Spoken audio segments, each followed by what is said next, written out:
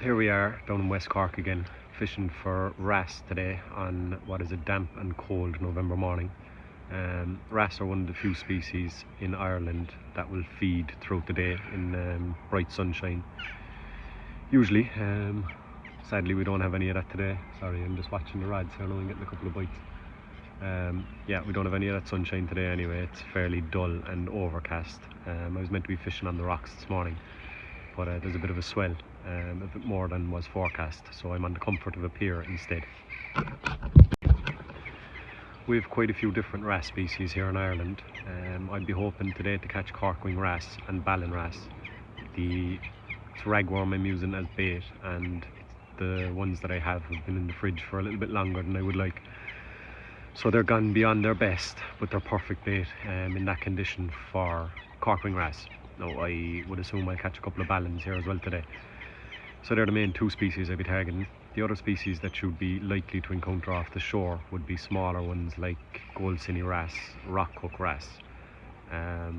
There's also Ballian's wrasse, which would be probably a rarer species, and then cuckoo wrasse as well. They're a bit of a rarity to catch off the shore as they're a deeper water species. We get plenty of them off the boat, and they do be caught off the shore, but not in the mark that I'm on here because I'm in shallower water. So I wouldn't expect to see one of them today. So the rig I'm using today is about as simple as you could get. I have a loop tied at the top to attach to my main line with a clip swivel. Then about 6 inches down I have a dropper loop, which is finished with a size 6 Gamakatsu F314 hook, and then there's about 14 inches down to a clip swivel where I tie on my lead choice. I'd usually go with something like a 1 or a 2 ounce. You don't need them very heavy. You're not casting very far here at all. So there's a number of different baits that are ideal for wrasse fishing, but we're using ragworm today.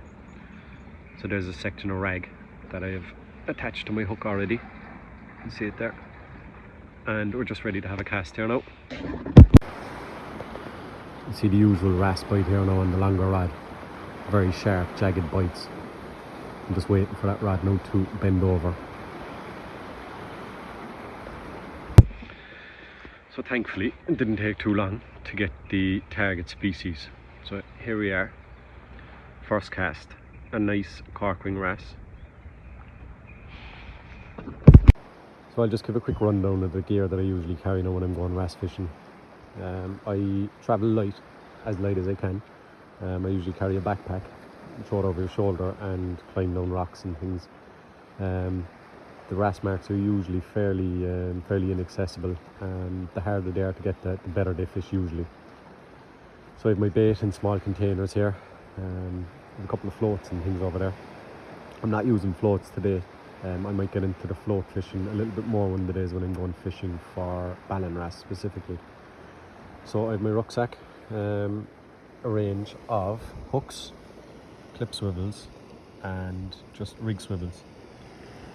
Then I have a small container for my lead weights, a little box for my rigs, scissors, rag, and as always my specimen mat for measuring any fish that I might get. So I've moved spots here now from the pier over to the original rock mark that I was planning on fishing. As you can probably hear in the background there, the sea is still fairly lively, so I hope you can hear me okay. I've started getting a couple of bites here now straight away, and I hooked and landed a nice ballan wrasse here. He's just recovering in the rock pool in front of me here now. I'll pick him up now and let you have a quick look at him before I release him to swim another day. So he's a fine size of a fish. He's 30 centimetre plus anyway. I haven't measured him or weighed him. I won't bother. I'm just going to get this fish back quick enough. I'll just give you a quick look at the business end of him here and warn that fingers should be kept well clear of that mouth.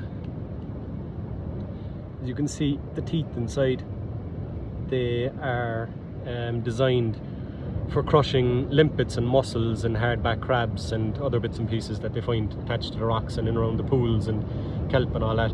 So they would make they'd make a fierce mess of your finger if you got too close to their mouth. So I'll just get this fish back now and we'll carry on. So after moving Mark, the tide turned and so did the weather with it. So this is that lovely, glorious, sunny Wrasse weather that I was talking about earlier on. I went from freezing this morning with a couple of layers on me to absolutely roasting now, and I'd say I'm getting sunburned in the middle of November. These are the times of year now when I start getting accused of being on sunbeds. So there was mainly ballan wrasse showing up on the new Mark, so I beefed up the tackle a small bit. Now the rig is exactly the same as I was using earlier on, just with heavier gear and a slightly bigger hook. So I'll show you again. Same setup here, clip swivel down to a loop, which maybe 14 inches down the rig to my dropper knot or dropper loop. Like the length here doesn't really make much of a difference. Then I have about an 8-inch snood out to a size 2 Cox and Roll crab hook. They're a good strong hook. And then again about 14 inches down to my lead, and I have a 3-ounce lead on here just to hold the bottom.